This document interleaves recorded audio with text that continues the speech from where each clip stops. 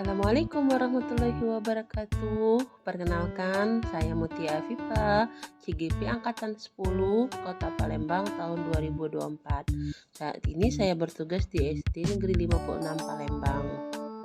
Kali ini saya akan menyampaikan kesimpulan dan refleksi modul 1.1 koneksi antar materi. Pengajaran dan pendidikan menurut Ki Hajar Dewantara. Menurut KHD, pendidikan sendiri adalah upaya untuk memajukan bertumbuhnya pendidikan budi pekerti atau kekuatan batin dan karakter, pikiran, serta tumbuh anak.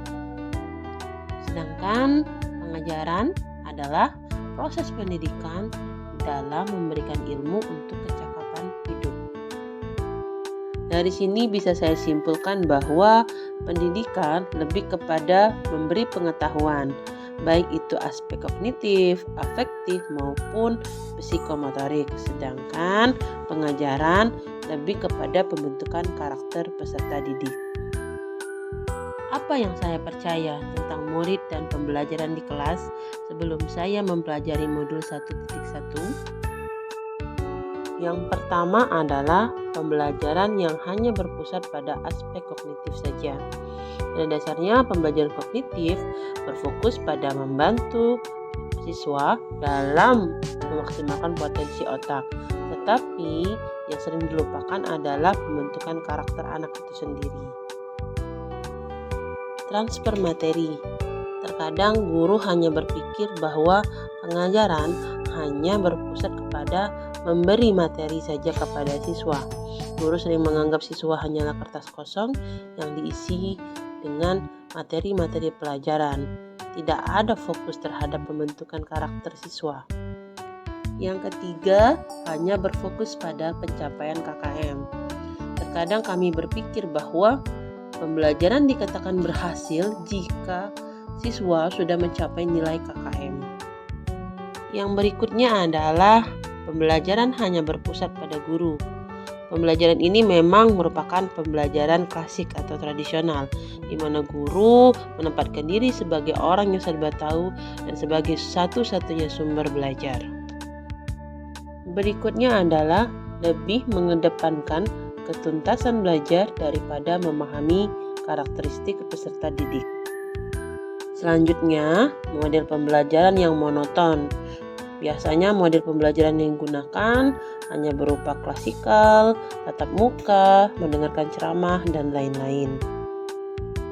Apa yang berubah dari pemikiran atau perilaku saya setelah mempelajari modul 1.1 ini? Ki Hajar Dewantara ada 3 prinsip untuk melakukan perubahan atau yang sering disebut dengan 3 asas trikon, yaitu kontinuitas, konvergensi, dan konsentris. Kontinuitas artinya pendidikan haruslah berkelanjutan. Konvergensi, pendidikan juga erat kaitannya dengan pembinaan karakter. Dan konsentris, pendidikan haruslah menghargai keberagaman. Seorang pendidik harus tetap terbuka dan mengikuti perkembangan zaman yang ada, dengan tetap menjadi filter bagi anak didiknya terhadap segala perubahan yang terjadi. Seorang guru juga harus menjadi agen perubahan dengan tetap memegang teguh budaya dalam berdialog.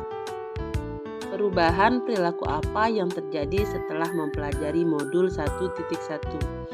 Yang pertama, pembelajaran terpusat pada peserta didik atau student center.